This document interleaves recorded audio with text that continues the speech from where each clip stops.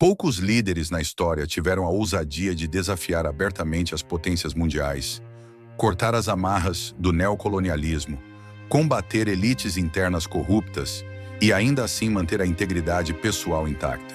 Thomas Sankara foi um desses raros líderes. Mas a pergunta que ecoa até hoje nos corredores da história é simples e brutal. Por que Thomas Sankara foi morto? Por que alguém que queria apenas justiça, soberania e dignidade para seu povo teve que pagar com a própria vida? A resposta está no sistema que ele ousou confrontar. Um sistema feito para esmagar qualquer um que se recuse a se curvar. Prepare-se para mergulhar nos bastidores de uma conspiração que envolveu traição, interesses internacionais e uma África tentando se libertar das correntes invisíveis da dominação global. 1. A guerra contra o imperialismo, quando Sankara desafiou gigantes invisíveis e assinou sua sentença de morte. Na superfície, Thomas Sankara parecia apenas mais um presidente africano, um militar jovem com promessas de mudança. Mas por trás do uniforme simples e do discurso direto, havia uma mente estratégica que compreendia o jogo global como poucos líderes de seu tempo. Sankara não queria reformar o sistema. Ele queria derrubá-lo por completo. E esse sistema, moldado por séculos de exploração colonial e depois maquiado com novas roupas econômicas e diplomáticas, tinha nomes claros: FMI, Banco Mundial, ajuda internacional e acordos multilaterais que aprisionavam nações sob o disfarce de cooperação. Para entender o tamanho da ousadia de Sankara, é preciso mergulhar no contexto do pós-colonialismo africano. A maioria dos países do continente, ao conquistar a independência formal entre as décadas de 1950 e 1970, herdou estruturas econômicas completamente dependentes do Ocidente. A agricultura era voltada para a exportação, algodão, cacau, café, ao invés de alimentar o povo. Os bancos estavam ligados ao sistema financeiro europeu. A moeda de muitos países francófonos ainda era o franco CFA, controlado diretamente pelo Tesouro francês. E as dívidas externas, muitas vezes contraídas por regimes corruptos e impostos por consultores internacionais, cresciam ano após ano como correntes invisíveis. Thomas Sankara rompeu com essa lógica desde o primeiro dia no poder. Ele entendia que a ajuda internacional era, na prática, uma armadilha econômica disfarçada de generosidade. Seus discursos nos anos 1980 não deixavam espaço para dúvidas. Ele afirmava com clareza: a ajuda é uma forma de manter os países em dependência. Aqueles que nos ajudam nos obrigam a consumir o que não produzimos e a vender o que não consumimos. Esse raciocínio simples desmontava a retórica global das potências ocidentais. Sankara estava revelando uma verdade perigosa. A ajuda internacional não é altruísmo, é uma ferramenta de controle geopolítico. Mas sua guerra não era apenas contra palavras e discursos. Sankara tomou medidas práticas. Ele recusou empréstimos do FMI e do Banco Mundial. E ainda mais impressionante, começou a pagar a dívida externa com recursos internos, sem aceitar novas imposições. Só que havia um detalhe crucial. Ele pagava a dívida apenas até onde não comprometesse o bem-estar do povo.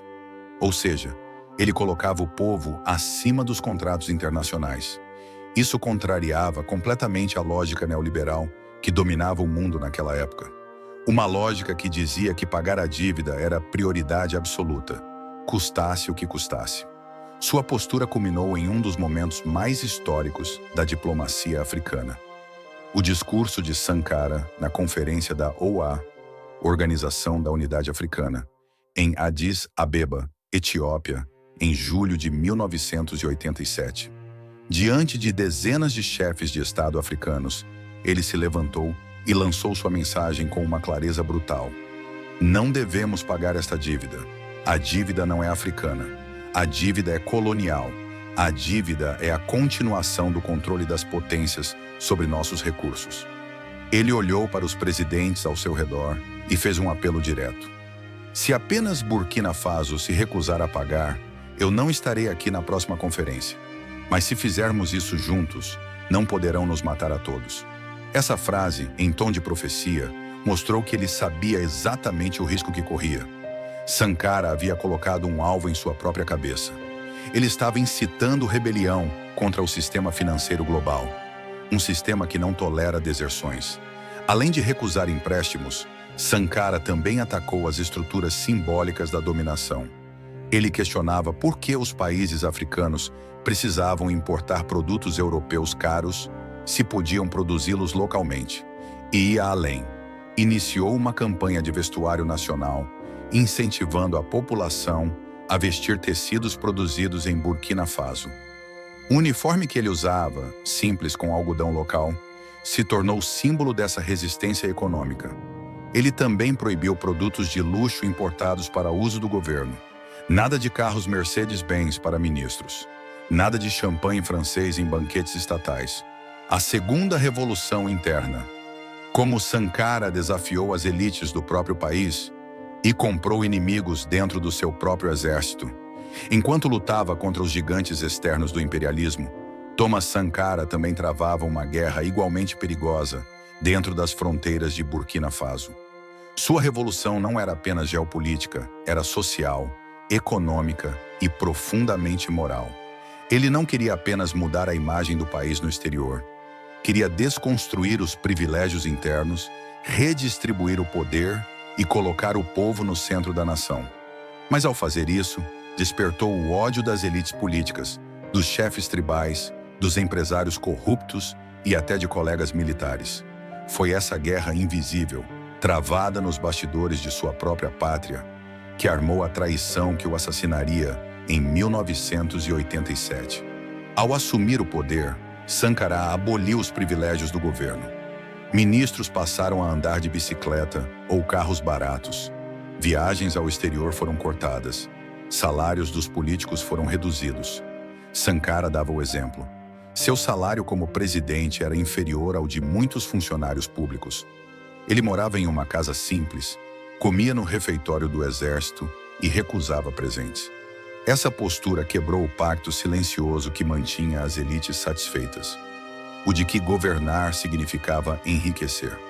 A revolução também bateu de frente com os chefes tradicionais, que historicamente exerciam poder quase feudal sobre vilas e comunidades. Sankara confiscou terras ociosas e as redistribuiu para camponeses, ignorando a autoridade dos chefes. Ele também aboliu o pagamento de tributos obrigatórios a essas autoridades locais, um sistema arcaico que mantinha milhares de famílias sob exploração. Ao fazer isso, tirou o poder político e econômico de figuras influentes, criando ressentimentos profundos. Nos quartéis, o clima também era tenso. Muitos oficiais viam Sankara como idealista demais, rígido demais, incorruptível demais. Para um exército acostumado a golpes e esquemas de enriquecimento, a presença de um líder que pregava disciplina, patriotismo e trabalho duro soava como uma afronta. Além disso, ele reformou as Forças Armadas, criando comitês de defesa da Revolução, CDRs, e incorporando jovens voluntários à proteção do país. Isso enfraqueceu a hierarquia militar tradicional, e muitos oficiais se sentiram ameaçados. A pressão aumentava mês após mês. Sankara era amado pelo povo, mas odiado pelas elites que haviam perdido suas regalias. Enquanto fazia Burkina Faso andar com dignidade e independência, formava em silêncio um exército de inimigos domésticos dispostos a derrubá-lo a qualquer custo. E, infelizmente, entre esses conspiradores, estava Blaise Compaoré, seu companheiro de armas, amigo íntimo e colega de revolução. Foi essa traição interna, alimentada por ressentimentos acumulados, que se tornaria o golpe fatal que encerraria uma das mais audaciosas experiências políticas da história da África moderna. Quarta, a luta pela igualdade de gênero. Quando Sankara declarou guerra ao machismo estrutural e libertou as mulheres como força revolucionária, em pleno coração da África Ocidental, em um dos países mais pobres do planeta, Thomas Sankara fez o impensável. Colocou a libertação das mulheres no centro da Revolução Nacional, não como retórica simbólica ou promessa distante, mas como ação concreta, política de Estado, prioridade real. Para Sankara não havia revolução possível sem a emancipação das mulheres, porque ele sabia e dizia com todas as letras que metade da população não podia permanecer oprimida enquanto a outra fingia avançar. Essa decisão o colocou em rota de colisão com séculos de tradição patriarcal, com normas culturais profundamente enraizadas e com lideranças tribais que viam na subordinação feminina um pilar da estrutura social. Sankara via o machismo não apenas como um problema moral ou cultural, mas como um freio econômico, uma ferramenta de opressão social e um inimigo da liberdade coletiva. Em seu famoso discurso de 8 de março de 1987, ele afirmou com firmeza: "A revolução não pode triunfar sem a libertação das mulheres. Quem mantém a mulher ajoelhada acaba impedindo que a sociedade se levante." Essas palavras não ficaram no papel. Foram transformadas em leis, decretos e mobilizações em massa. Sankara criminalizou a mutilação genital feminina, proibiu os casamentos forçados e os casamentos infantis, práticas comuns em diversas regiões de Burkina Faso. Também incentivou as mulheres a entrarem nas Forças Armadas, algo inédito para a época, quebrando estigmas profundos sobre o papel da mulher em sociedades tradicionais. Além disso, o governo de Sankara criou programas de alfabetização voltados especificamente para mulheres, sabendo que a maioria delas havia sido mantida longe da escola por gerações. Ele implantou clínicas móveis para cuidado pré-natal e planejamento familiar, algo revolucionário em uma nação onde as decisões sobre o corpo feminino eram tomadas exclusivamente por homens ou pela comunidade. Mulheres começaram a ocupar cargos no governo, nas comissões de bairros, nas direções de escolas. Sankara fez questão de colocar mulheres no centro do poder decisório, algo raríssimo mesmo nos países mais desenvolvidos da época. Mas sua revolução não parava no Estado. Ele queria transformar a mentalidade coletiva.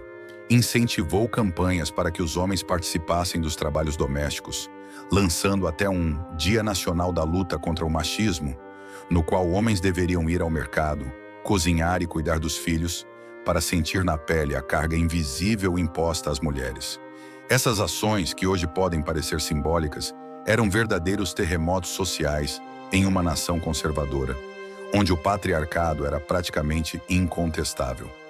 Naturalmente, esse movimento enfrentou resistência.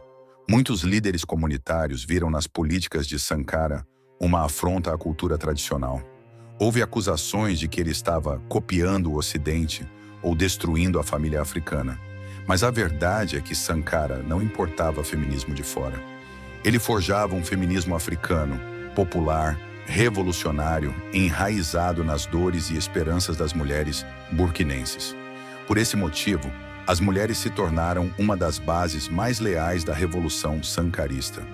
Marchavam nas ruas, organizavam comitês de bairro, alfabetizavam outras mulheres, fiscalizavam mercados contra a corrupção e formavam um exército invisível de consciência e resistência. Elas não eram mais espectadoras da história. Tinham se tornado protagonistas de uma nova África. Essa decisão de Sankara não apenas desafiava o poder patriarcal interno, mas também gerava incômodo internacional. Países aliados que mantinham laços com Burkina Faso viam suas próprias estruturas patriarcais sendo confrontadas indiretamente. Ao empoderar mulheres, Sankara não apenas libertava corações, ele ameaçava sistemas inteiros construídos sobre a submissão.